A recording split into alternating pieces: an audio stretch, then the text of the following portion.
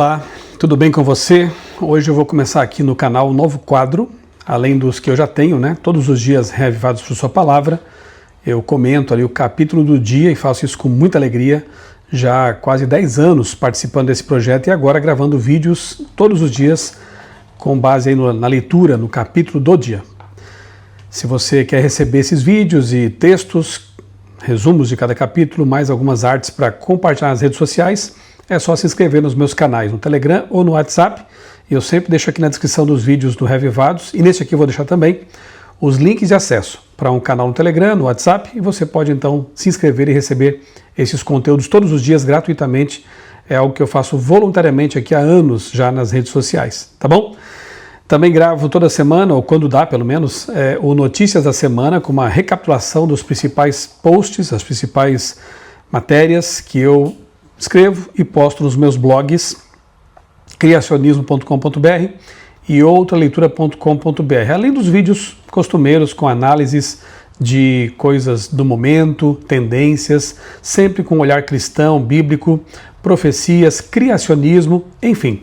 Se você acompanha meu canal já sabe mais ou menos aí os temas dos quais eu me ocupo e com os quais sobre os quais eu comento aqui nos meus vídeos, tá bom? E eu resolvi então criar esse novo quadro, no qual eu vou analisar os comentários, não todos, é impossível realmente, na verdade, por muito tempo as pessoas perguntavam por que o meu canal não tinha esse recurso dos comentários habilitado, e realmente foi assim por um bom tempo, porque eu simplesmente não dou conta, né, de acompanhar tudo, e expliquei isso num vídeo lá no passado e tentei fazer com que as pessoas entendessem, né, que esse trabalho que eu faço aqui na internet ele é voluntário, não é o meu trabalho principal, obviamente, o meu trabalho mesmo é na Casa Publicadora Brasileira, como editor, tenho as minhas viagens, né, de pregação, e, enfim, tem muita coisa que ocupa a minha agenda e gravar vídeos que eu faço nos intervalos, horário de almoço, à noite, no carro, você já percebeu que muitas vezes o meu estúdio é o meu carro mesmo, né?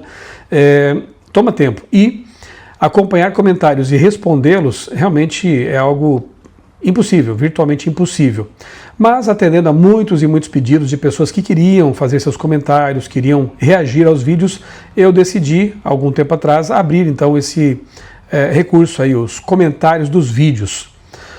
E, claro que eu faço moderação, vocês não imaginam como vem também mensagens mal educadas, algumas mensagens com palavrões, com conteúdo assim de haters mesmo, né? Então, eu já sabia que isso aconteceria e você tem que ter um pouco de saúde emocional para lidar com isso, né? Já faz anos que eu tenho já estou acostumado com críticas, com ataques e, enfim, um cristão que deseja pregar o evangelho de verdade deve ter consciência de que as críticas virão e de que elas não são nada se compararmos com os cristãos no passado e no presente também, em outros países, né, que sofrem, na verdade, perseguição, que até perdem a vida muitas vezes por causa de Jesus. Então, claro que uma crítica na internet não é nada comparada a essas coisas mais complicadas que acontecem quando decidimos seguir Jesus e ser fiéis à sua palavra. Porém, são incômodas, né?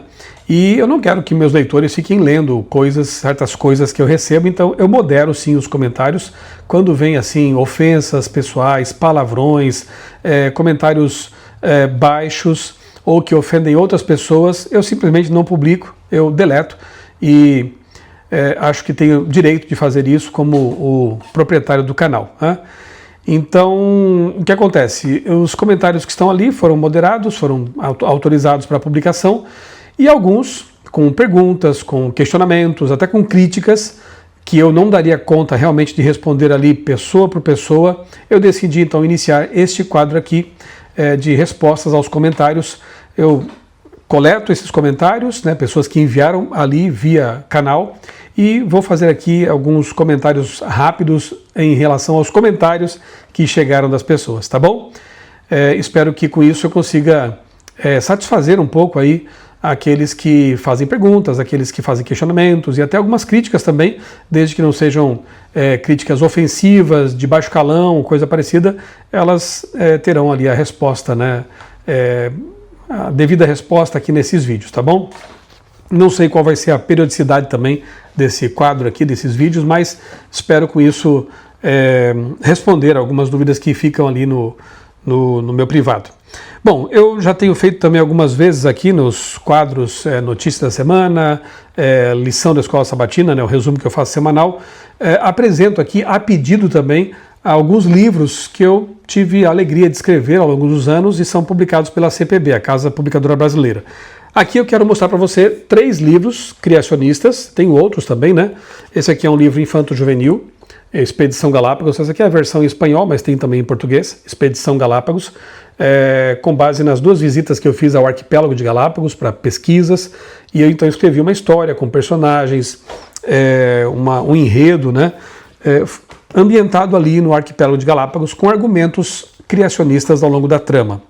Esse aqui também é um livro ficção, né, ficção científica, digamos assim, que conta a história de um cientista ateu que passa por uma experiência dramática na vida dele, que o obriga a repensar uma série de conceitos, e também a trama traz aqui argumentação científica, teológica, criacionista, com personagens envolventes, uma história bem interessante, um livro bom para você presentear, mas também ler, e tem subtramas, né, a família, um relacionamento conjugal, enfim, uma série de coisas. Não vou dar muitos mais detalhes para que você tenha curiosidade de ler o livro A Descoberta, caso ainda não tenha lido. A experiência que revolucionou a vida de um cientista ateu, recomendo a você. E o terceiro aqui por hoje é A História da Vida, que já é um clássico, né, já é publicado desde 2005, eu acho, se eu não me engano, né? Essa aqui é a edição atualizada, revisada, é um livro. Eu tenho muito carinho por esse livro porque, na verdade, ele reúne aqui os argumentos, os principais argumentos que me fizeram abandonar o evolucionismo e me tornar um criacionista. A História da Vida eu considero uma boa introdução ao criacionismo, com uma linguagem acessível, né? Eu sou jornalista, pastor, não sou um cientista, não sou um técnico nas áreas sobre as quais eu comento aqui, então eu procurei traduzir esses conteúdos mais acadêmicos para uma linguagem acessível. De onde viemos, para onde vamos, aqui está a recomendação. Muito bem, mais um detalhe apenas, antes de começarmos aqui os comentários. A agência Mapa na Mão me convidou para ser o guia espiritual, para ser o palestrante ali para uma viagem, numa viagem bem interessante chamada de Expedição Instituições. Quando os participantes visitam ali a Novo Tempo, a UNASP, com ênfase para o Museu de Arqueologia Bíblica, CPB e alguns outros lugares históricos, como por exemplo o Rio Piracicaba, ali o local onde Guilherme Stein Jr. foi batizado, primeiro adventista batizado no Brasil. É uma viagem muito rica de história e de percepção de como Deus tem abençoado a Igreja Adventista aqui no Brasil. Se você tem interesse em participar dessa viagem, aí está o cartaz, a data também está aí, o contato de WhatsApp, e corra, porque faltam pouquíssimas vagas para completar o grupo e então fazemos essa viagem que é bem interessante, tá bom? Tá aí o cartaz. Anote aí, tire um print da tela. Se você conhece alguém que tem interesse em participar, ainda há, eu acho que 1 ou 2 vagas, corra lá. Com certeza será mais uma viagem muito abençoada, organizada pela agência Mapa na Mão. Muito bem, vamos então aos comentários que eu coletei aqui no meu canal, né? E que chegaram até mim. Então vamos lá. Primeiro é do Marcelino Ferreira. Eu vou citar aqui os nomes porque as pessoas, né, eu creio que ao enviarem para mim esses comentários, entendendo que alguns deles seriam até publicados, elas autorizam automaticamente, né, a publicidade, né, desses conteúdos, tá bom? Bem, aqui essa pessoa está reagindo àquele vídeo, né, da chave da inteligência, né, o indivíduo com o maior QI do mundo dizendo que a Bíblia é a chave da inteligência. Realmente esse vídeo teve muitas e muitas visualizações, teve muitos comentários ali, a maioria, imensa maioria, louvando a Deus, feliz, porque a Bíblia foi dada para os simples, claro, mas também os grandes, os intelectuais, os de QI mais elevado, também se deleitam, né, com a leitura desse livro especial, esse livro sagrado da Palavra de Deus. E houve alguns poucos comentários depreciativos, negativos, que eu postei, alguns deles, outros eu, como eu disse, né, quando são assim, de natureza raivosa ou ofensiva, não publico mesmo, né? Mas aqui é o caso de 2 pessoas que não gostaram de eu ter mencionado Ellen White no vídeo em que eu comento sobre o rapaz do QI mais alto ali falando sobre a Bíblia. Mas por que eu citei Ellen White? Porque há um texto dela em que ela diz que aqueles que leem a Bíblia realmente têm a mente expandida, o conhecimento aprofundado. Enfim, eu faço uma citação de uma autora que eu admiro, que eu leio frequentemente, para simplesmente respaldar os meus argumentos no vídeo. E se eu tivesse citado Lutero, Calvino, C.S. Lewis, nenhum problema, né? Eu leio vários autores também e cito com frequência vários desses autores que trazem ali pensamentos que são interessantes. Então, porque eu citei Ellen White, pronto, aí alguns já se levantaram, como é o caso aqui do Marcelino Ferreira, que disse, sujou tudo citando Ellen White. Pois é, né? Quer dizer, eu falei um monte de coisas que muitas pessoas apreciaram sobre a Bíblia, sobre os pais da ciência que também respeitavam a palavra de Deus e tudo mais. Aí só porque eu citei Ellen White, sujou tudo. É lamentável nesse tipo de conteúdo, de comentário, né? Aqui o Sapevi, estava ótimo o vídeo até falar em Ellen White. Você percebe que há um preconceito grande em relação a essa autora, né? Parece que alguns, só de ouvir falar o nome dela, já ficam incomodados, já acham que estragou tudo. Não é uma pena, né? Porque se lessem realmente, perceberiam que os textos de Ellen White são realmente uma riqueza, é um patrimônio literário fantástico que Deus legou à Igreja Adventista e ela compartilha com outros, publicando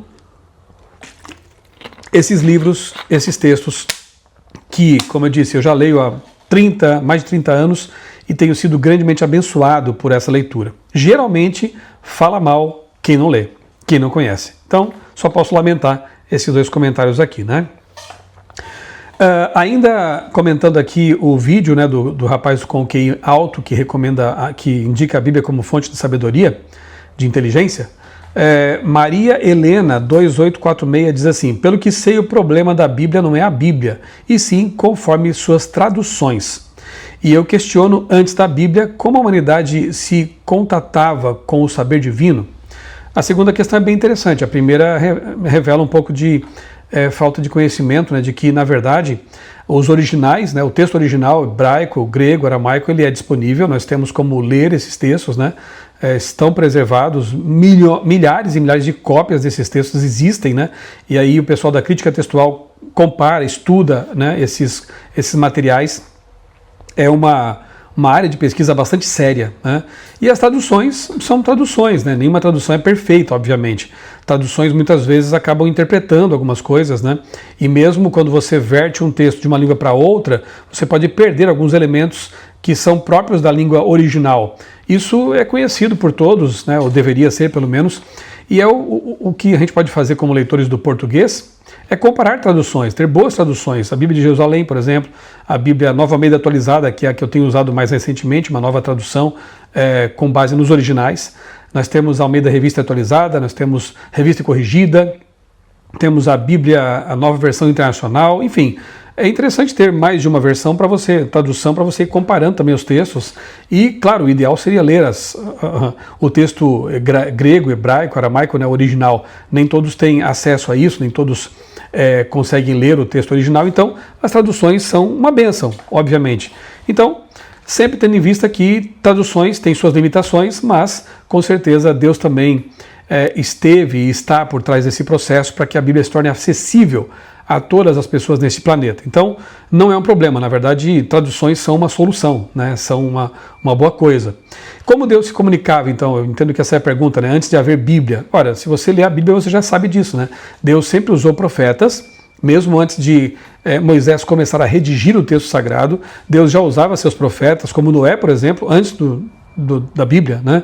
Nós temos Deus se comunicando com Adão e Eva antes do pecado diretamente e depois usando esses intermediários, porque o pecado causou uma separação, uma ruptura, mas Deus nunca deixou de se comunicar com seus filhos. Ele usou profetas, usou o próprio santuário lá, ali no deserto, né, quando levava o povo para Canaã, enquanto a Bíblia estava sendo escrita, havia também o santuário, que era uma espécie de cruz antes da cruz. Deus nunca deixou de se revelar a seus filhos e se revela também por meio da natureza e de outras formas para alcançar suas criaturas. Então, isso não é problema, né? Deus, ele tomou providências para se comunicar com suas criaturas. Isso revela o amor de Deus, né? Ainda outro aqui, comentando sobre o mesmo vídeo aqui do rapaz do QI alto, Mike Tekp, algo assim, né? MICKETEKPC. Ele comentou assim: a Bíblia foi muito alterada, século após século, sem falar nos erros de tradução. O sistema religioso deixou apenas o que queria que fosse divulgado, para sustentar seu poder sobre as pessoas, o controle a partir do medo. O mais próximo da Bíblia real seria a Vulgata, tradução direta do hebraico para o latim, ou a Septuaginta, que é a tradução direta do hebraico para o grego. Mas, ainda assim, ficam questões conflitantes como um Deus amoroso que pedia sacrifícios, não poupou nem crianças inocentes no dilúvio. Bem, vamos por partes, né? Primeiro, Bíblia alterada ao longo dos séculos. Quem conhece o grande achado lá do século XX, os manuscritos do Mar Morto, sabe que essa alegação aqui não faz mais sentido. Um grupo de pergaminhos encontrados ali em cântaros, nas cavernas de Qumran, ali próximo ao Mar Morto, revelou textos bíblicos de até 200, 250 anos antes de Cristo. O interessante é que a versão bíblica mais antiga até então, até essa descoberta de 1947, era um texto de 900 anos depois de Cristo. Obviamente que com muito mais cópias e cópias do que o texto então descoberto ali na década de 40. O que os especialistas fizeram? Durante anos fizeram comparações, obviamente. Pessoas que entendiam de aramaico, de grego, de aramaico e hebraico, porque eram textos do Antigo Testamento, passaram a comparar então essa versão, essa cópia de 900 anos depois de Cristo com essa cópia mais de 1000 anos mais antiga, de 250 anos antes de Cristo. E o incrível é que foi possível perceber que realmente não havia erros doutrinários na mensagem, adulterações ou coisa parecida. O texto era coerente. Então nós podemos entender que o texto bíblico ele foi preservado por Deus ao longo dos séculos e depois de tantas milhares de cópias e cópias e cópias. Isso é algo fantástico, incrível, e a Bíblia, nós podemos dizer com toda certeza, é um livro confiável. É o documento antigo mais respaldado por manuscritos. E os manuscritos do Mar Morto, então, atestam o fato de que os copistas fizeram um trabalho muito meticuloso, muito cuidadoso e com muito cuidado. Com certeza com muita reverência, né, pelo texto sagrado. Muito bem, então eu convido você, Mike Tekp, a pesquisar um pouco sobre esse assunto, os manuscritos do Mar Morto, né?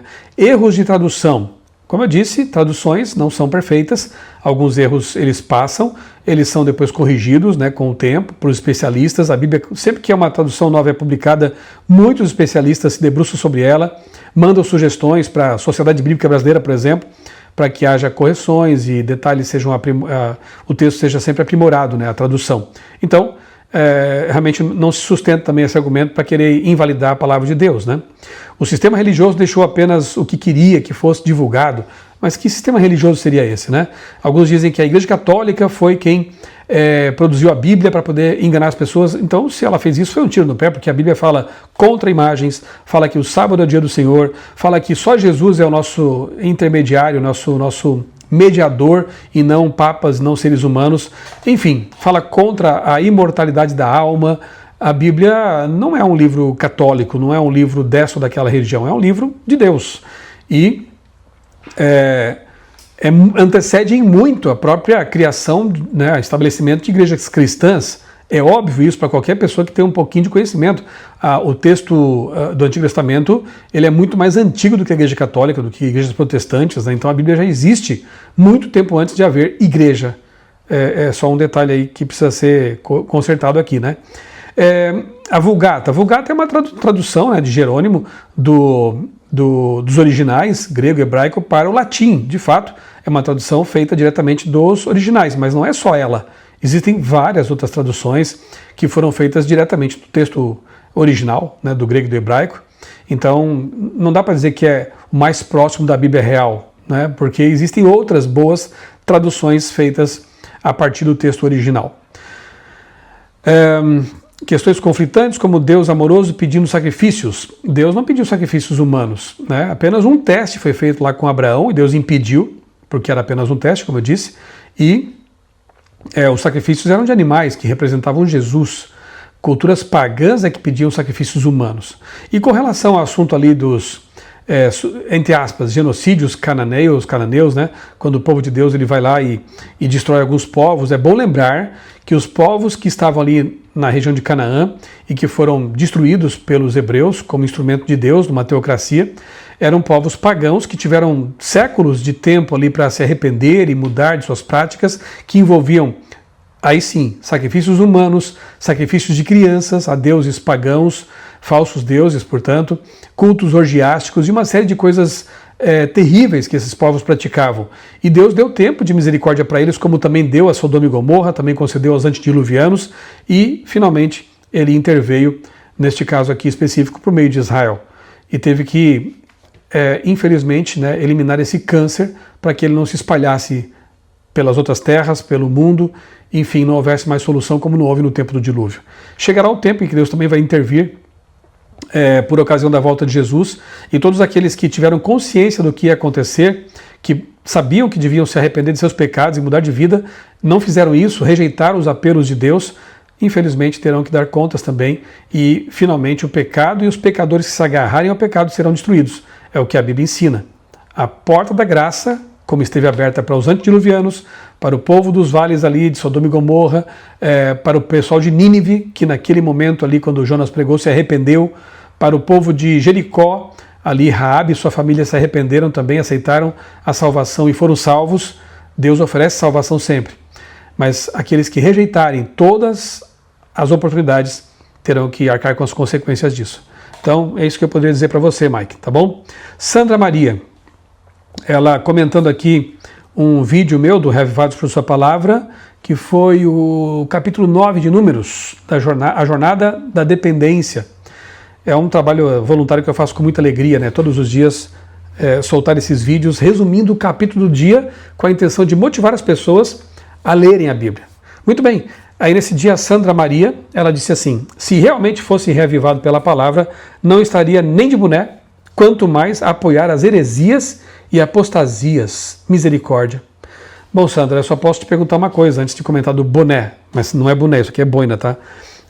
Que apostasias e heresias eu tenho apoiado? Eu gostaria de saber isso, porque eu procuro me pautar pela palavra de Deus. Heresia é algo que vai contra a palavra de Deus. Apostasia é se afastar do caminho de Deus. E eu procuro viver, não sou perfeito, obviamente, sou uma pessoa falha, tenho meus pecados, mas eu procuro viver uma vida de santidade, em comunhão com Jesus e alinhado pela palavra de Deus. Então eu queria saber que heresias e apostasias seriam essas. E com relação à boina, ela escreveu mais um comentário, acho que ela se incomoda com a minha boina, Ela diz assim: coisa feia, uma falta de respeito, de boné. A igreja adventista está uma baderna, muito decepcionante. Nenhuma igreja pentecostal tem coragem de pregar de boné.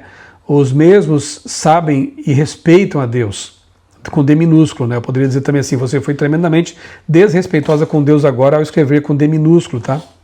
E pior é que está aí, esse aí acha que é bonito. Eu acho que é bonito, eu gosto, por isso que eu uso, isso é ridículo. Bom, questão de opinião, a igreja adventista são heresianos. Palavra nova aqui, eu nunca conhecia essa palavra, sabe? Heresianos. Eu conheço hereges. Só os remanescentes nela que continuam fiel a todos os sentidos. Mau exemplo desse pastor, misericórdia, acha que vai para o céu na volta de Jesus. Deus, com D minúsculo de novo, isso é mais sério do que usar uma boina, tá, irmã? Tem dó desses falsos pastores, infelizmente. Puxa vida, tá vendo quando eu digo que existem haters, que se apegam a um detalhe e constrói toda uma narrativa em cima disso. A igreja apostatou porque eu uso boina. Eu não vou mais para o céu com Jesus porque eu uso boina, porque enfim, Deus tem misericórdia de mim, Bom, ela fala que é boné. Eu repito, isso aqui é uma boina. A boina, ela é mais, assim, clássica, social. E eu gosto, de usar, Eu uso em vários contextos, mas, que fique claro, e você que acompanha meu canal sabe disso, eu nunca, numa igreja, preguei usando boina, Eu tenho bom senso, Ela fala que prega de boina. Não, eu gravo vídeos usando boina. Mas, já que ela falou de cobertura, de boné e essas coisas, deixa eu ler para você aqui, Sandra, alguma coisa. Aqui em 1 Coríntios, talvez você esteja se referindo a esse texto, 1 Coríntios 11, nos versos 4 e 5, eu leio o seguinte, todo homem que ora ou profetiza com a cabeça coberta desonra a sua própria cabeça. E no 5 diz assim, Toda mulher, porém, que ora ou profetiza com a cabeça descoberta, desonra sua própria cabeça, porque é como se a tivesse raspada. Eu pergunto a você, Sandra, a menos que você seja da congregação cristã, né, no Brasil. Quando você vai à igreja, você usa alguma coisa para cobrir a cabeça? Um véu, um manto, um chapéu? Você usa? Se você não usa, você está indo contra o mesmo texto que você usa para me acusar de estar usando uma boina nesses vídeos, né? Olha que interessante, eu pesquisei alguma coisa aqui sobre esse assunto. De fato, Paulo escreveu esse texto, né? E no judaísmo, especialmente depois da destruição do templo, 70 depois de Cristo, tornou-se comum os homens cobrirem a cabeça ao orar, usando o talit, que é o manto de oração, ou mais tarde o kippah, né? Que os judeus usam até hoje. No entanto, nos tempos do Novo Testamento, isso não era uma obrigação universal. Aí o que acontece? O contexto em que Paulo escreve ali aos Coríntios era o contexto greco-romano, correto? Em Corinto, uma cidade grega, cosmopolita e romana, o uso de véus e coberturas tinha outro sentido. Homens, no culto pagão romano, sacerdotes costumavam cobrir a cabeça ao fazer oferendas. Era o capite velato. Isso poderia transmitir a ideia de participação em rituais pagãos. Paulo, portanto, instrui os homens cristãos a não cobrir a cabeça, para não confundir sua adoração ao Deus verdadeiro com práticas idólatras. No caso das mulheres. Na cultura greco-romana, mulheres respeitáveis usavam o véu como sinal de pudor e submissão.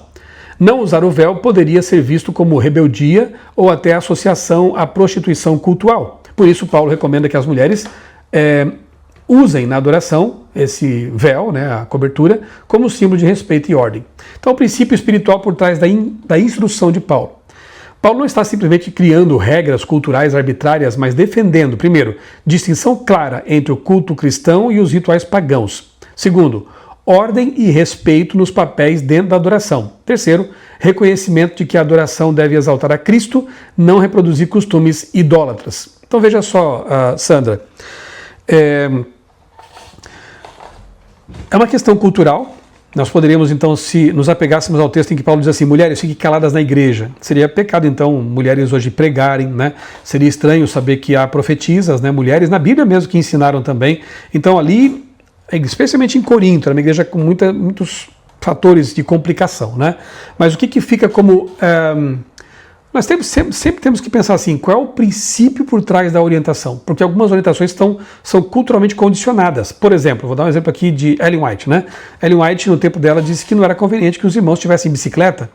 É um conselho bem esquisito para os tempos de hoje, não é verdade? Mas uma bicicleta no tempo dela custava uma fortuna, como um carro importado, talvez hoje, para quem não tem muito recurso, também é uma coisa imprópria, né? Para quem não poderia comprar e se priva de outras coisas que são essenciais para comprar aquele carro caríssimo. Então, o princípio por trás deve ser observado. E no caso aqui, o princípio é reverência. Pode ter certeza, Sandra, que eu gravo esses vídeos aqui com a maior reverência, com o maior respeito ao meu Deus.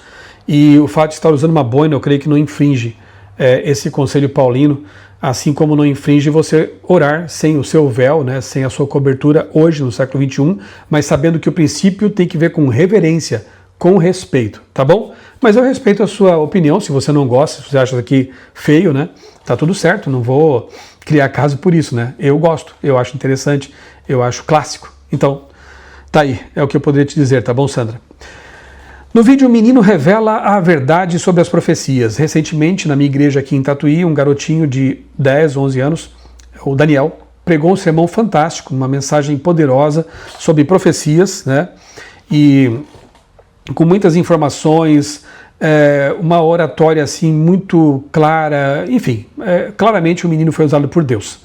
Mas, especialmente nesse tempo que estamos vivendo sobre essa questão, fala-se muito sobre essa questão de adultização e etc., algumas pessoas se chatearam com o vídeo. Foram muito poucas, né? A imensa maioria, 99% das pessoas percebeu que ali está a mão de Deus. Perceberam que pode ser até o cumprimento da profecia de Joel 2, que diz que nos últimos dias os vossos velhos terão visões, vossos velhos terão sonhos, vossos jovens terão visões, crianças pregariam o evangelho, né? Ellen White também fala que nos últimos tempos crianças pregarão o evangelho, e alguns alegremente perceberam que é a atuação de Deus ali. Mas outros escreveram coisas como, por exemplo, a Maria do Rosário Silva disse: deixem as crianças serem crianças. Francisco Coelho disse, meu amigo, e agora quem salva... Ah, não, isso aqui já é outro comentário que eu vou fazer na sequência aqui, né? Domingo e sábado, porque o Daniel também mencionou essa questão. Dina Rezende, criança tem que ser criança. Pular fases traz consequências emocionais, um dia o inconsciente cobrará. Os pais não devem incentivar, não deixa de ser um tipo de adultização.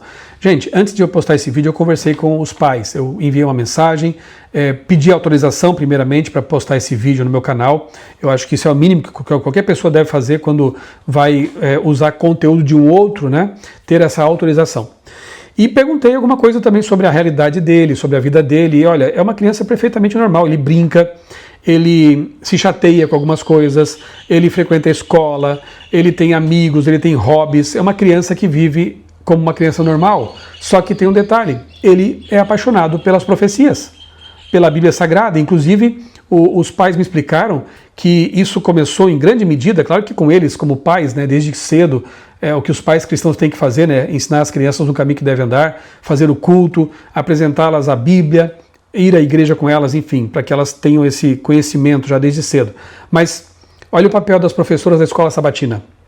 Eu soube pelos pais que as professoras desse menino, Daniel, na escola sabatina, presentearam com uma Bíblia de estudos profética. E isso deixou o menino encantado. Eu dei para o meu filho também uma Bíblia arqueológica. Ele gosta muito de história, de geopolítica, né? Então, olha só, dá um presente que realmente esteja voltado para as aptidões, para o gosto do seu filho. E esse menino, o Daniel, quando recebeu essa Bíblia, ele passou a estudá-la, devorá-la, né? Que coisa maravilhosa. E ele simplesmente, ao pregar sobre esses assuntos, não está reproduzindo esse ou aquele pregador, ou fazendo algo porque os pais obrigaram. Não, ele está devolvendo aquilo que ele recebeu pelo estudo, por uma paixão que ele tem. Tem crianças que são apaixonadas por carros, crianças que são apaixonadas por dinossauros, né? E podem ter mais de uma paixão nesse caso, não tem problema nenhum, né? Eu acredito que o Daniel também possa gostar de dinossauros, quem sabe? Mas ele tem uma paixão grande que é a palavra de Deus e as profecias. Então, esse sermão dele foi realmente ele devolvendo aquilo que ele tem recebido por meio do estudo e que tem recebido na igreja também. Então eu louvo a Deus pela vida dele, pelos pais dele, pelas professoras dele e pelo trabalho, né, que o Espírito Santo tem feito por meio dele, através dele. Então, acho que é interessante vocês saberem disso, né? Porque não é adultização nesse caso. Infelizmente, existem muitos casos aí que realmente se encaixam, né, nas denúncias que têm sido feitas, mas aqui é algo bem diferente, tá bom? E o Francisco Coelho disse assim, meu amigo, e agora quem salva? É o domingo ou o sábado ou Jesus? Essa pergunta acho que não tem muito sentido, né, Francisco, porque a Bíblia é muito clara em dizer que a salvação é por meio de Cristo. Jesus, a graça de Cristo é que nos cobre, nos salva, nos justifica, nos perdoa. Domingo e sábado, em primeiro lugar, domingo nem é bíblico, né? E o sábado é um mandamento do Decálogo, é um dos 10 mandamentos. Mandamentos não salvam ninguém, né? A salvação é pela graça. Paulo deixa isso muito claro em suas cartas e a Bíblia inteira fala disso. Os mandamentos são guardados por aqueles que amam Jesus, não é verdade? Lembra o que disse Jesus? Se vocês me amam, guardem os meus mandamentos. Os mandamentos não são a causa da salvação, são a consequência dela. Eu sou salvo em Cristo e o próximo passo é perguntar, Senhor, o que queres que eu faça? Como devo viver? A Bíblia orienta. Os mandamentos de Deus são a constituição do reino de Deus. Então aquele que ama Jesus, que quer viver como um verdadeiro cristão, por amor, ele guarda os mandamentos. A salvação nunca foi por obras. A salvação sempre foi pela graça, na Bíblia inteira. Ok? Vamos adiante. Augusto César Santos, ainda sobre o vídeo do Daniel, do menino pregador, ele disse, e a farsa do tal decreto dominical da falsa profetisa Ellen White, que não aconteceu? Que decepção! O que houve? Por que não aconteceu? Olha, Francisco, Augusto, eu não sei se você sabe, mas essa é uma profecia para o futuro, né? Se você estudar Apocalipse 13, e nem precisa de Ellen White para isso, até tem aqui no meu canal um vídeo, se você colocar no buscador Decreto Dominical, você vai encontrar um vídeo, entre outros, em que, juntamente com alguns amigos pastores, nós mostramos pela Bíblia, sem usar um texto, uma palavra de Ellen White, que o Decreto Dominical está ali contido como conceito, como profecia, no texto sagrado, especialmente Apocalipse 13. A besta da terra vai impor uma marca, que é a marca do papado, que é a marca da besta do mar, Estude esse assunto, é importante.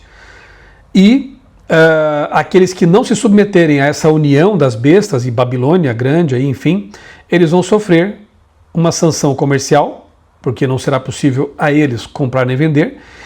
Haverá um decreto de morte e também um decreto que envolve a mudança da lei de Deus. A única mudança que foi promovida assim, que envolve realmente adoração, é a mudança do sábado para o domingo. Então nós entendemos sim que haverá no futuro um decreto dominical, que não aconteceu ainda, portanto não tem sentido o que você fala aqui, né? A farsa do decreto dominical que não aconteceu. Sim, não aconteceu ainda. E não ter acontecido não torna isso uma farsa, porque tem muitas coisas que não aconteceram ainda, a volta de Jesus não aconteceu ainda. E as pragas não aconteceram ainda. Então quer dizer que isso invalida a profecia? Não. Elas estão por se cumprir ainda, tá bom? Então convido você a estudar, ler um pouco mais sobre esse assunto, para entender. Você pode até discordar, obviamente, da nossa posição com relação a esse assunto, mas pelo menos saiba aquilo que nós pensamos, exatamente como pensamos, para então, com base nisso, refutar. Senão você vai estar trabalhando com o argumento do espantalho, né? Você cria um espantalho, uma ideia própria, e aí, em lugar de bater naquilo que a gente realmente crê, você bate no espantalho. Isso aí não é intelectualmente honesto, tá bom? Ainda sobre o vídeo lá do rapaz com QI elevado, que enaltece a Bíblia, por favor, explica de que forma ler a Bíblia. Isso a Arley Vargas perguntou. Aí o Fábio Lopes também diz assim, que eu fiz um estudo, não consigo entender nada do que está escrito na Bíblia. O que devo fazer? Quanto mais leio, menos entendo. E o Evaristo diz, e como fazer esse estudo, ou essa leitura profunda da Bíblia? Eu leio, mas não sinto que consigo me aprofundar. Bem, vamos lá, perguntas sinceras, merecem respostas também sinceras e atenção, né? Eu gosto quando vem coisas assim, né? De fato, né? Como estudar a Bíblia? Existem várias formas. A primeira delas é a leitura diária, sem dúvida nenhuma, né? Então, eu aqui no projeto Revivado Sua Palavra tenho uma proposta muito boa, que é ler um capítulo da Bíblia por dia. Então, você lê um capítulo com calma, com atenção, sempre com oração. Isso não pode faltar, porque a Bíblia é a palavra de Deus e nós temos o privilégio de ter o Espírito Santo, o verdadeiro autor dela, que usou os escritores humanos, o Espírito Santo como nosso guia, nosso ajudador. Então, ore a Deus, peça a ajuda do Espírito Santo, com certeza você vai ser ajudado no processo. Você pode também usar comentários bíblicos. Eu sempre indico aqui na minha sala, tem o comentário, ó, esse cinza aqui, ó. É o comentário bíblico Andrews, 4 volumes, da Casa Publicadora Brasileira. Material muito bom, confiável. E vale a pena você ler o texto, o comentário ali ao lado, né, que traz explicações arqueológicas, históricas, teológicas. Isso expande o nosso conhecimento, né? Comparar traduções, eu já falei que é uma coisa boa também de se fazer. Enfim, chave bíblica para você comparar um texto com um texto correlato, em que um outro autor comentou aquele mesmo assunto. Há várias formas de você estudar a Bíblia e se aprofundar no texto sagrado, entender melhor as coisas, buscando essas ferramentas, tá bom? Então fica aqui o meu conselho, né? Não desistam, tá bom? Arley, Fábio, Evaristo, não desistam. O texto sagrado traz alguns desafios, com certeza, né? Tem coisas aqui que são tão simples que até uma criança entende, mas tem outras que são complexas. Então é preciso mais assim, perseverança, dedicação, assim como se estivéssemos estudando para um concurso, por exemplo, né? São conteúdos que nem sempre são tão simples, mas a gente vai atrás porque é importante para a nossa vida, para a nossa carreira. Então, a Bíblia é a palavra de Deus, é a coisa mais importante, é o conteúdo mais importante que devemos estudar. Então, nos esforcemos, né, para entender cada vez mais a palavra de Deus, tá bom?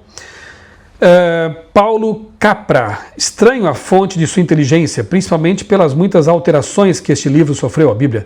E Galileu pode ser o maior exemplo de brutalidade do cristianismo, mas não foi o único. Outro foi Giordano Bruno. Acredito que a Bíblia católica, que a Igreja Católica matou mais gente do que muitas guerras juntas. Bem, Paulo, primeiramente, acredito que a questão das alterações eu já respondi quando falei dos manuscritos do Mar Morto, certo? Mas aqui você comete um erro histórico, né? Galileu não foi perseguido pelo cristianismo, por uma igreja católica, que de fato o perseguiu, porque Galileu ele mantinha uma ideia que ia contra o aristotelianismo que a Igreja Católica tinha abraçado. Galileu não vai contra a Bíblia. Galileu é um cristão, ele acreditava na Bíblia. Ele ensina, por meio de suas observações, com um telescópio, que, na verdade, a Terra não era o centro do sistema, mas era o Sol. Só que as ideias de Aristóteles, né, que a Igreja tinha incorporado, eram geocentristas, a Terra estava no centro. Então Galileu não está indo contra o cristianismo, não estava indo contra a Bíblia, estava indo contra uma concepção grega católica adotada pela Igreja Romana naquele tempo. E aí ele foi punido com a prisão domiciliar e tudo mais.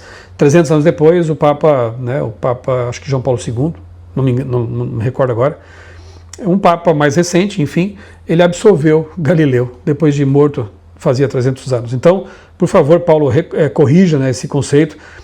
Não foi perseguido pelo cristianismo, mas por uma igreja, a Igreja Romana. A Inquisição matou mais gente do que muitas guerras juntas. Sim, a Inquisição matou milhares de pessoas, isso é histórico, né? Mas, de novo, não foi... As igrejas protestantes nunca concordaram com essa coisa da Inquisição, né?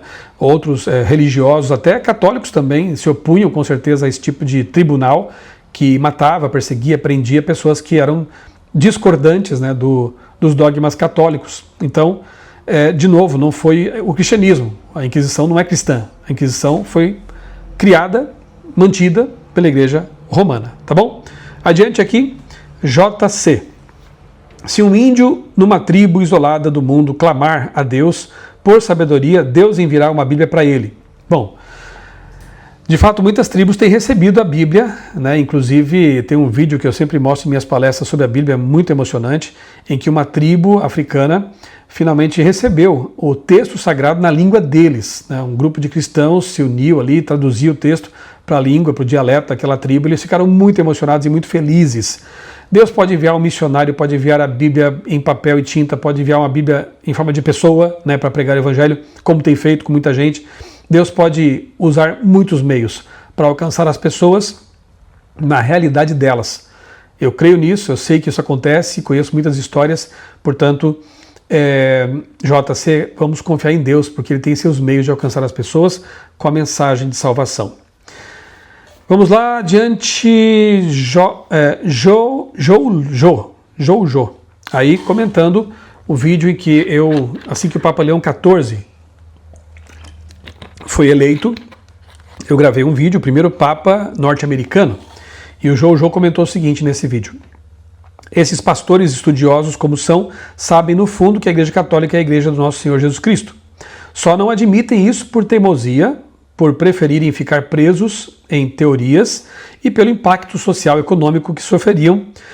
Vemos também claramente nas histórias que os pastores contaram dos papas leões como o Espírito Santo agiu nesses papas, orientando no caminho que a igreja seguiu. Bom, aí eu convido você a assistir ao meu vídeo, porque ali eu comento realmente como é que foi essa linhagem, né, dos papas leão, e qual foi a característica principal deles, tá bom? Tá ali no vídeo também. Mas quero dizer o seguinte, que como pastor estudioso, né, você fala aqui que os pastores estudiosos sabem no fundo que a Igreja Católica é a Igreja do Nosso Senhor Jesus Cristo. Pelo contrário, eu já fui católico, praticante, passei um tempo no seminário também, teve um tempo na minha vida que eu quis ser padre, fui líder católico, bastante envolvido com a igreja, e ao estudar a Bíblia, eu percebi que, na verdade, a Igreja Católica, por mais que haja pessoas muito sinceras, aí conheço muitos sinceros nessa igreja, ela não segue tão de perto quanto você possa imaginar a Bíblia Sagrada. Na verdade, há muitos dogmas que são contrários à Bíblia Sagrada. E quanto mais eu estudava a Bíblia Sagrada, a Palavra de Deus, mais eu percebi que realmente eu precisava mudar de caminho, eu precisava seguir, estar com um povo, uma igreja que realmente segue a Palavra de Deus, custe o que custar, ainda que tenha que remar contra a correnteza deste mundo, né? Então, saiba que, na verdade, é o contrário do que você diz aqui nesse comentário, tá bom? O estudo me levou para a Igreja Adventista do Sétimo Dia. O estudo da palavra me levou para aceitar a salvação unicamente em Jesus Cristo, a vigência dos mandamentos de Deus, a volta de Jesus, o sábado como memorial da criação, o santuário celestial, Cristo ali intercedendo por nós, o estado do ser humano na morte como o de inconsciência até a volta de Jesus, quando haverá a ressurreição dos salvos e 1000 anos depois a ressurreição dos ímpios. E eu poderia me estender aqui, mas não dá tempo de falar tantas coisas que eu descobri na Bíblia e percebi que estavam que a Igreja Romana não estava seguindo, não estava ensinando essas coisas, tá bom? Então fica aqui meu convite para que você também estude a Bíblia, conheça um pouco mais dessas coisas e quem sabe você possa ter um outro pensamento a respeito disso também, tá bom? Carlos Souza, não consigo entender como você, que faz uma reflexão tão interessante, não vê que o Senhor Jesus Cristo fundou sobre Pedro a sua igreja. Essa fragmentação que o herege Martim Lutero, guiado por Satanás, fez com o corpo de Cristo, você não vê tudo isso? Não, Carlos, eu não vejo dessa forma, né? Pelo contrário, Martim Lutero foi um reformador corajoso, era um monge católico que teve a coragem de estudar a Bíblia e ir contra um sistema de cobrança de indulgências, né? A Igreja Romana, ela enriqueceu muito ao cobrar essas indulgências para livrar almas do purgatório, que é um dogma antibíblico, né? Tenho aqui no meu canal um vídeo sobre isso, coloca no buscador purgatório, você vai encontrar esse vídeo. Para salvar seus parentes, né? Muitas pessoas pagavam essas indulgências para a igreja e o Lutero, ele se insurge contra isso, com razão, você não acha? E aí ele descobre, estudando a Bíblia, que a salvação é pela fé, a salvação é pela graça, não é por obras, méritos, sacrifícios, penitências e coisas assim, muito menos pagando por ela. Então, herege não foi não, viu? Martim Lutero foi um reformador, um homem com suas imperfeições, obviamente, mas um reformador, alguém que foi usado por Deus, não por Satanás. Porque os esforços dele redundaram, né, e outros também, Calvino, Zwinglio, na Reforma Protestante, que foi uma libertação dos dogmas romanos que haviam sido incorporados ao cristianismo, né, ideias pagãs, inclusive. Então a Reforma foi uma lufada de ar fresco nessa história do cristianismo. E Jesus fundou a igreja sob Pedro. Jesus estaria se contradizendo, então, porque ele é a pedra, né? Ele é a pedra. E próprio Pedro diz que ninguém pode pôr outro fundamento senão Cristo. É um texto mal interpretado, né? O tal do primado de Pedro, aqui no meu canal também tem um vídeo sobre isso. Mal interpretado para ser usado como uma base para o estabelecimento da igreja romana. Só que Jesus não poderia estabelecer sobre um ser humano falível, pecador como Pedro, a base ali, o fundamento de sua igreja. Tu és Pedro, e sobre esta pedra edificarei a minha igreja. Como é que eu entendo esse texto? Como é que nós podemos entender esse texto? Como devemos entender esse texto? O próprio grego nos dá, assim, condições de entender melhor o que está sendo dito ali. Tu és Petrus, pedra, pedregulho talvez, tu és Petrus, e sobre esta Petra, até a tradução está correta, quando você usa esta, você se refere a um pronome demonstrativo, você se refere a algo que está ali perto de você ou em você, né? Por exemplo, esta boina, mas se estivesse lá na mesa, eu diria aquela boina ou essa boina. Ele diz, tu és Petrus, e sobre esta Petra, quase vejo Jesus apontando para si mesmo, encostando em si mesmo, dizendo, esta Petra é diferente de Petrus, Petra é um rochedo, edificarei a minha igreja. Então, a base da igreja é Jesus Cristo, nunca um ser humano falível, tá bom? Então, Carlos, estude um pouco mais a fundo essa passagem, tá? E você verá que ela é distorcida para fundamentar um dogma, tá? Adiante aqui, Nívia, comentando aqui sobre o vídeo que eu fiz do Felca, sobre o Felca, né? Felca, o vídeo que abalou o Brasil e os oportunistas de plantão, de fato. E aqui a Nívia diz assim, Pastor Michelson, poderia relançar este livro nos bastidores da mídia, que é muito bom, com uma abordagem mais atual. Está aqui o livro, deixa eu mostrar para você, é um outro desses livros que a CPB publicou, de minha autoria, nos bastidores da mídia. Então, Nívia, na verdade, essa edição aqui que eu tenho, olha só, já é a edição atualizada, tá bom? Esse livro foi lançado em 2005, de fato, havia muitos exemplos aqui analisados que estavam ultrapassados, né? E vai ser assim, não tem jeito, porque eu vou, na atualização que eu fiz, alguns anos atrás, eu usei outros exemplos de mídias, de produções, de filmes e séries, só que daqui a alguns anos de novo vai estar desatualizado. Então ficam os princípios também, né? Ficam aqui as denúncias dos conteúdos, entendendo que as plataformas, as mídias, as produções, elas vão mudando, né? Vão sendo criadas novas e assim por diante. Mas, Nívia, já foi feita a atualização, né? Quem sabe mais adiante, algum dia eu ainda faça uma nova atualização do livro, né? Pode ser. Rosângela Bispo, com relação ao vídeo Liberdade Religiosa em Perigo, em que o pastor Hélio Carnassali fez uma ótima exposição do tema aí, ela diz assim, verdade, pastor, lugar de filhos de adventistas é na escola adventista, e os pobres que não têm como pagar mensalidades altíssimas, o que fazem? Bom, primeiramente, Rosângela, essa é uma questão que alguns levantam, né? A escola adventista ela é tão cara, primeiro, não poderia ser gratuita, né? Porque ela é uma escola particular, precisa pagar seus professores, precisa manter uma estrutura. Escolas que têm mais recursos, muitas vezes ajudam a custear escolas que não têm recursos. Algumas escolas do interior, por exemplo, acabam sendo deficitárias e escolas de capitais ajudam aquelas escolas menores. E isso é possível porque a escola adventista é uma rede, não são escolas separadas, ou como a igreja também. Nossa igreja não é congregacionalista, né? A nossa igreja é uma igreja mundial. Então tem igrejas grandes, igrejas pequenas, os pastores recebem o mesmo salário, e igrejas maiores podem ajudar igrejas menores. As ofertas coletadas mundialmente ajudam campos missionários que não teriam recursos se fosse uma igreja congregacional ali isolada naquele local, certo? A escola também é assim. Bem, eu só posso dizer uma coisa para você: existem escolas muito mais caras, de outras religiões, inclusive, que são bem mais caras. Aqui na minha cidade, a escola particular adventista é a mais barata entre as particulares. E tem outra coisa, a escola adventista oferece muitas bolsas de estudo. Minha esposa e eu, nós acompanhamos algumas famílias que a gente encaminhou e que receberam bolsas, né? Tem crianças ali que já se formaram, hoje são pessoas bem-sucedidas, coisa mais linda de se ver essas histórias, né? Claro que a gente tinha que fazer campanhas para ajudar com os livros didáticos, com os uniformes e outras coisas mais, né? Com os passeios, formatura, mas a mensalidade, ela era uma bolsa de estudos. Então, eu diria assim que antes de a gente criticar ou apontar, enfim, não conhecer talvez a realidade, por que não ir lá conversar? Por que não ir lá buscar ajuda? Né? A própria igreja pode também, de alguma forma, ajudar nesse sentido. Então, saiba que é uma escola que oferece bolsas de estudos e, mesmo que você tenha que pagar uma parte, talvez, lembre-se de que é um investimento que é para a eternidade. Não estou dizendo que é o seu caso, nem de outras pessoas que talvez estejam ouvindo agora, mas eu conheço pessoas que preferem colocar os filhos numa escola pública e não fazem, assim, não abrem mão de ter um carro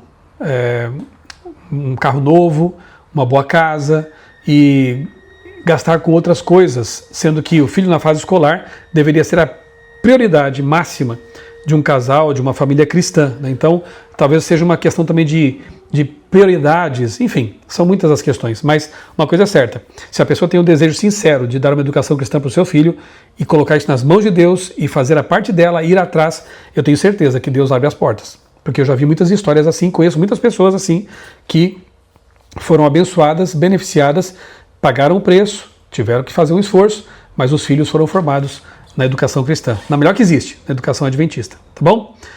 Zirley, no vídeo Decisão é Nossa, também do Reavivados por Sua Palavra, diz assim: Michelson, acompanho e faço o Reavivados por Sua Palavra. Comecei este ano.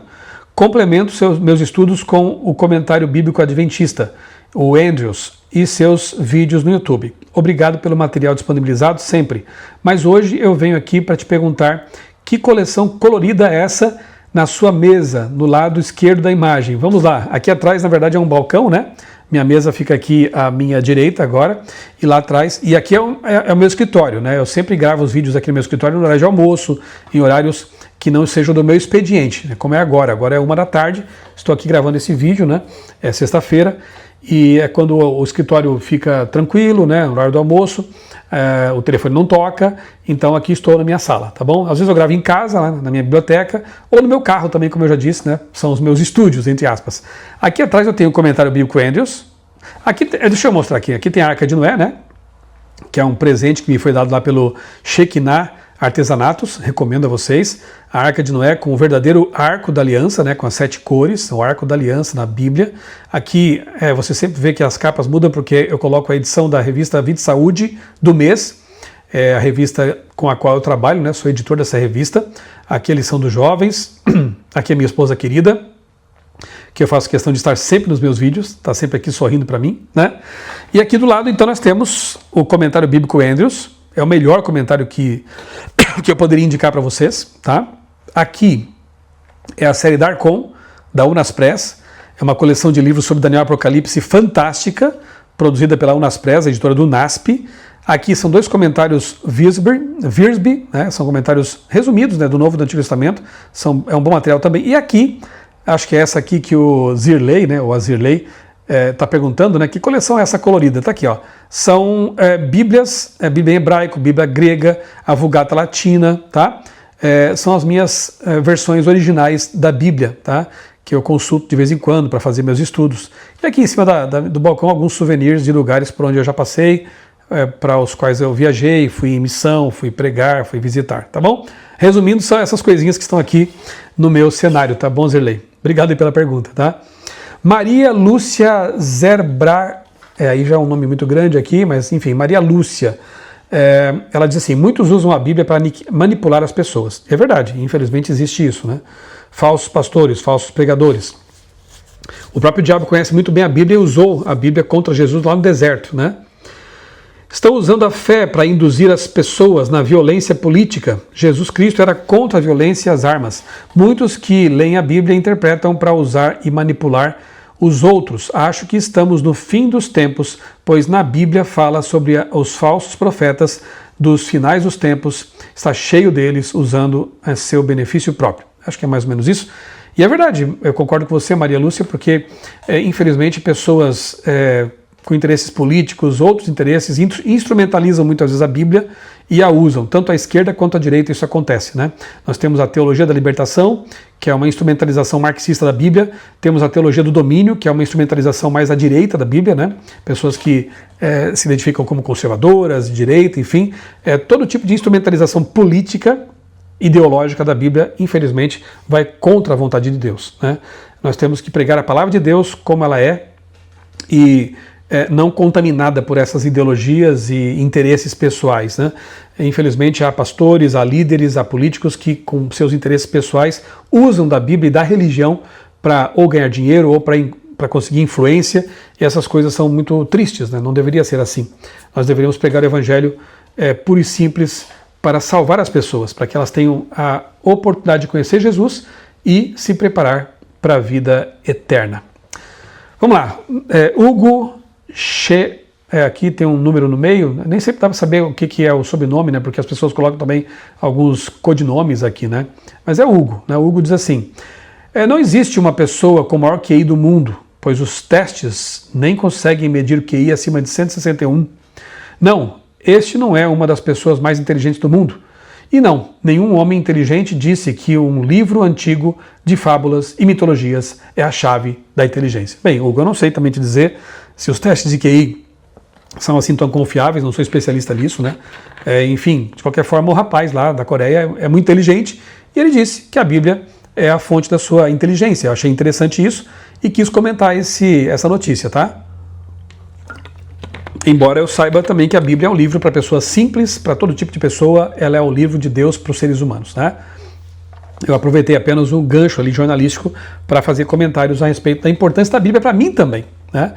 E olha, independentemente de se o QI é esse mesmo ou não é, o fato é o seguinte, que tem muita gente importante, inteligente ao longo da história e atualmente, que sim, recomenda esse livro, que não é um livro de fábulas e mitos, como você diz, né?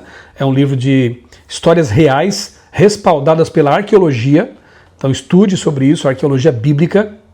A Bíblia Sagrada, eu digo e repito, é o documento histórico mais antigo, mais respaldado por evidências como manuscritos, como achados, como pedras, papiros, pergaminhos, enfim. Nós temos assim muita base sólida para crer no pano de fundo histórico da Bíblia, tá? E veja, eu vou citar apenas alguns nomes aqui para você, quem sabe repensar essa ideia preconceituosa de que homens importantes, inteligentes não criam na Bíblia. Olha só, o que você me diz de um Isaac Newton? Inteligente ou não? Ele escreveu um livro sobre Daniel e Apocalipse, no qual eu tenho em casa, já li, é um livro fantástico. Ele diz que a autoridade dos profetas é divina. Tá? Então ele cria nos profetas, cria na Bíblia. O que você me diz de Galileu Galilei, que eu citei agora há pouco? Também cria na palavra de Deus. O que você me diz de Copérnico? Blaise Pascal, um cristão devoto. Tá? Louis Pasteur, também cria na palavra de Deus, na Bíblia. Tá bom para você? Posso citar outros, né? Nós temos aí grandes estadistas como Abraham Lincoln, cria na Bíblia, né? A recomendava. E a lista pode ser assim,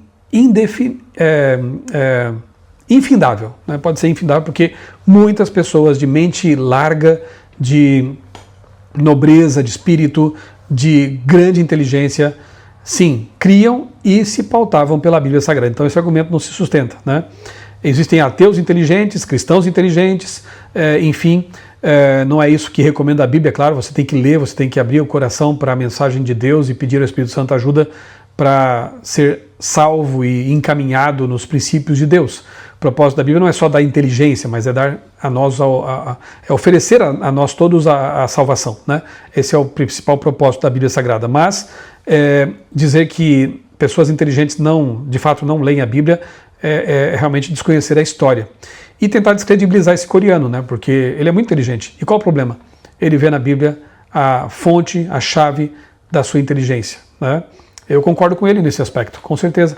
Posso discordar em outros aspectos, mas nesse eu concordo. A Bíblia tem feito muito bem para mim ao longo desses anos, dessas décadas em que eu a tenho estudado todos os dias.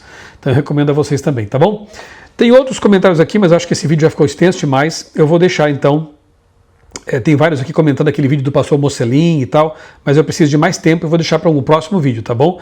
Eu fiz uma experiência aqui e já vi que dá pano para manga. Eu espero que você tenha gostado, né? Foram poucos comentários, mas espero que com base neles a gente tenha aprendido coisas úteis aqui, né? Tá bom? E aguarde então o próximo vídeo, comentários, né? Reflexão sobre os comentários, notícias da semana, revise sua palavra, acompanhe meu canal, se inscreva se não fez isso ainda, acione o sininho, curta, compartilhe e com isso você estará colaborando também para que o meu canal ele alcance mais pessoas, tá bom? Um grande abraço, Deus abençoe grandemente a sua vida e também a sua família.